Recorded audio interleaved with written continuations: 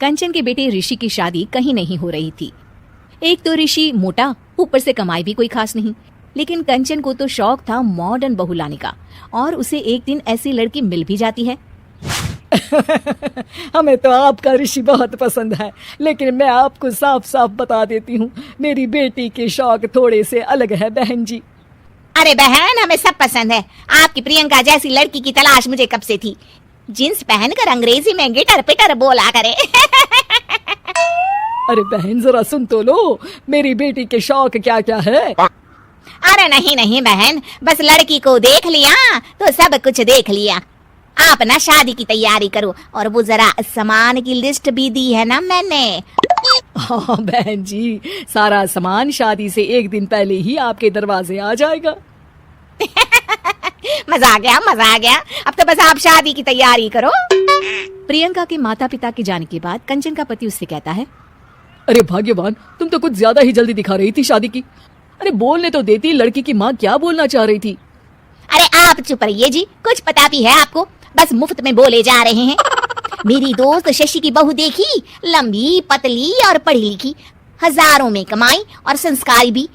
अरे पर जब वो मेरी बहू देखेगी तो जल भुन जाएगी। लेकिन तुम तो शादी ऋषि के लिए कर रही हो ना, या शशि के लिए? तुम्हारा लड़का कुछ कमाता भी नहीं है, और शरीर भी भगवान की दुआ से फूलता ही जा रहा है। फिर बोले आप हैं? फिर बोले आप?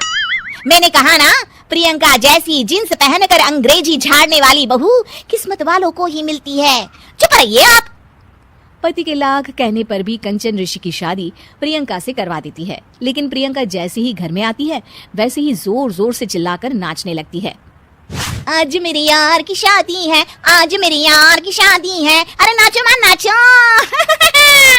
आज मेरे यार की शादी है। कंचन, उसका पति और ऋषि ये देखकर हैरान रह जाते हैं। लग रहा है बहू को शादी की बड़ी खुशी है। हाँ हाँ, बहू क्यों नहीं, हम भी नाचेंगे। अरे नाचो नाचो जी, मुंह क्या देख रहे हो, चलो चलो नाचो, बहू कह रही है। कंचन ये कहकर प्रियंका के साथ नाचने लगती है। ऋषि और उसके पिता वहाँ से चले जाते हैं।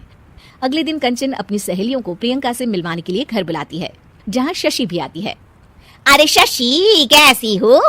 मैं ना तुम्हें प्रियंका से मिलवाती हूँ। अरे सच में बहुत ही एडवांस सोच की लड़की है।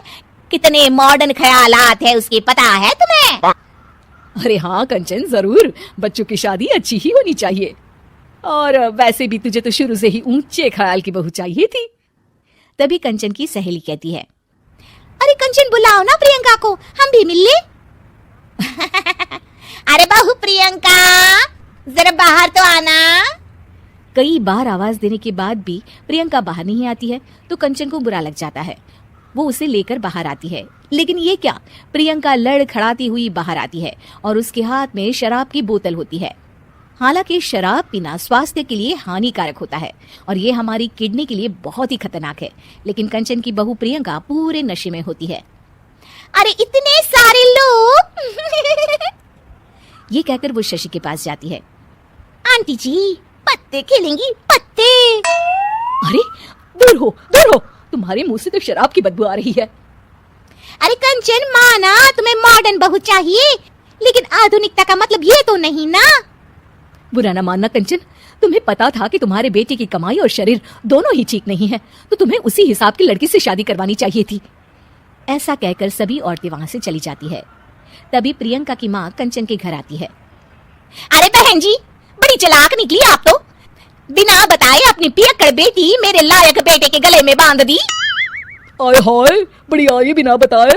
उस दिन जब मैं ये बात बता रही थी तो तुम तो सुनने को भी तैयार नहीं थी। अब भुगतो तुम। ये कहकर वो वहां से वापस चली जाती है। सबके जाने के बाद कंचन अपना सर पकड़ लेती है। हाय रे, आधुनिकता की अंधी दौड़ में मैं अपनी संस्कृति ही भूल बैठी थी। अब तो राम ही बचाए मुझे।